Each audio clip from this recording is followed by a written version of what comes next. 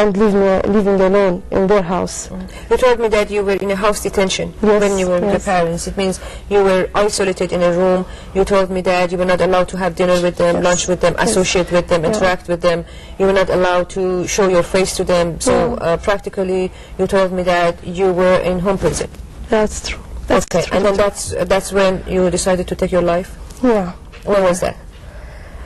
Let me tell you, I tried desperately to ask their forgiveness when I was at their house, but they were very angry. They were very shocked of what I did. They couldn't forgive me. Then it was one long year. I am trying and trying to prove to them that I feel guilty. I'm sorry for what I did. I want to talk. I cried. I did everything. I even commit suicide, but they are not forgiving, especially my father. What made you realize that you were wrong? What made you realize that? I like to know this, because when you seek forgiveness for your parents, for God, for whomever that you feel that you have done harm to, what came to you that for you to find out that what I did was wrong and I need to make an amend? I felt I'm wrong because of my loss. I see what I lost. Yes, I lost too much. Okay.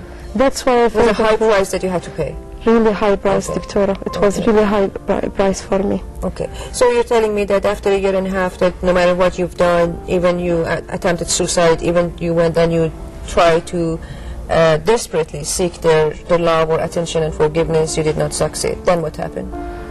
Then I told myself, I tried the right way with them, and they don't believe me. They don't trust me. Why not trying the wrong way? It was something inside myself. I did my best, but they don't believe in me. So I tried to leave the house. I thought they don't want me because they give me a little space, only one room and bathroom. That's all. I can't stay. I can't sit in the same place that my father sits. I can't talk to him. He never answered for any question I give.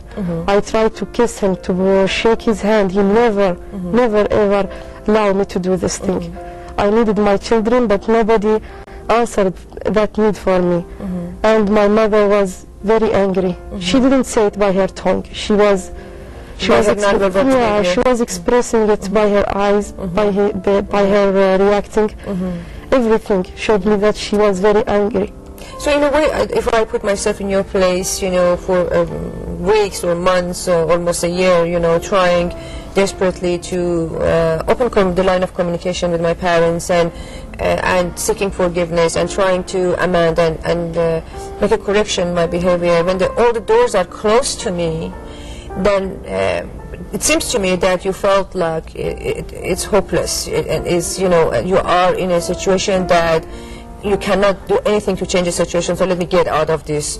And maybe by getting out, I can seek help from other sources. Was it that? Yeah, I was running from my problem because I couldn't solve it. I couldn't find a solution for it. So in my mind, I thought running away is a better thing. So you ran away from your father's house? Yeah, I ran away to one of my friends' house. I stayed with her. A girl? A girl, yes. Okay. I stayed with her a long time. For how long? For 1 year and 3 months. How did you feel when you stayed away from your parents' house this time? From everybody whom you were connected to, your children, your parents, all the environment that was known to you, and you're going right now, you're staying to a friend's house and separated from all this thing. How that made you feel? Well, to tell you the truth, in the beginning I was very happy. I was very thrilled because I already, khalas, I don't see them anymore. I don't have to hear their voices. I don't need to see the anger in their faces all the time. I found people who likes me and care for me. But after a while, I woke up from my shock. I realized that I took my roots from my family, and I tried to find a way to go back, but they cut it for me. All the ways to come back, they cut it for me. How did you try to find a way to go back? Okay, first of all, I tried the first week. I tried to call them, and ask them for their forgiveness, and I want to come back. This is after how long? After 1 week from my runaway. Oh, okay. So when you say first I was experiencing a kind of freedom or happiness, it just took 1 week? Yeah, it just took... It doesn't like to take months or something. So after a week you just... Oh, yeah, I woke up, I need to go back. But they threatened me. My brothers were threatening me by killing, and they saying they don't want me anymore and they don't need me. You have to live your life. You choose this life, live it. And if we see you ever again, we are going to kill you. So I was afraid, and I have to go away more and more. Did you try to get in touch with your father and mother? Yeah, I was asking my brothers. They are always answering me. But they told me that my mother doesn't want to talk to me. And I never asked for my father. I was very afraid. You were afraid? Yeah. Okay, and then what happened?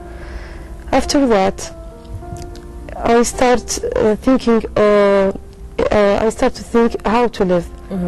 I must accept my new life.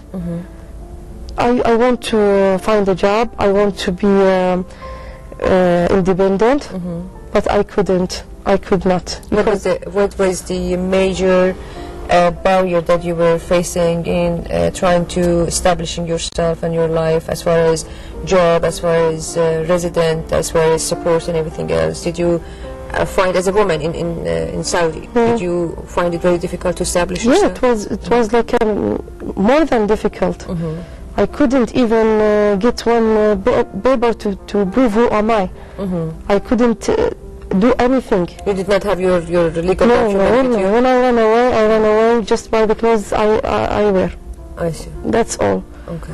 I need papers, I need money also, I need everything, but nothing. I cannot work, I cannot go back to them, and I was very afraid to give myself to the police station. When I was... Also, you told me that, according to the law in here, your father filed a complaint against you. Yeah. Your father, in a way, informed the authority that you had left house, and the authority were looking for you. Yes. You were subject to be arrested. Yes. Okay, so this took how long before you turned yourself in, and what happened that you turned yourself in? Now we know you got out, you tried very hard to get connected with your parents, that door was closed to you, then the next option you thought that you can, go on was trying to establish yourself and finding a job, and that option also, because of the limitations and restrictions that you were facing, and you did not have your legal documents, so that option was closed too. You have told me that you went and seek help from a clergy, from a religious guy. Yeah. What happened? Doctor, because of the way I've been raised, and because I love my father too much, and my brothers and my sisters, I feel guilty every time. It was a mixed feeling, it's the top of happiness and it's the top of sadness in the same time. I can't know how to tell you. Yeah, I understand. It was like contradictory feeling of conflict. We call that conflict when you have mixed feeling. Yeah. We call it mixed feeling. Feeling of fear, feeling of guilt. Yes. At the same time, feeling of now, okay, I'm free, nobody is labeling me, nobody is letting me down, at least I can breathe. Yeah. But then at the same time, feeling guilty and anxiety of separation. This is true, yes. And I know that you have a very strong religious belief right now, and then when we do that, then the guilt is, tremendous. Yeah. And unless we try to repent and make an amend on that. So you tell me about, you saw the religious guy, so what happened?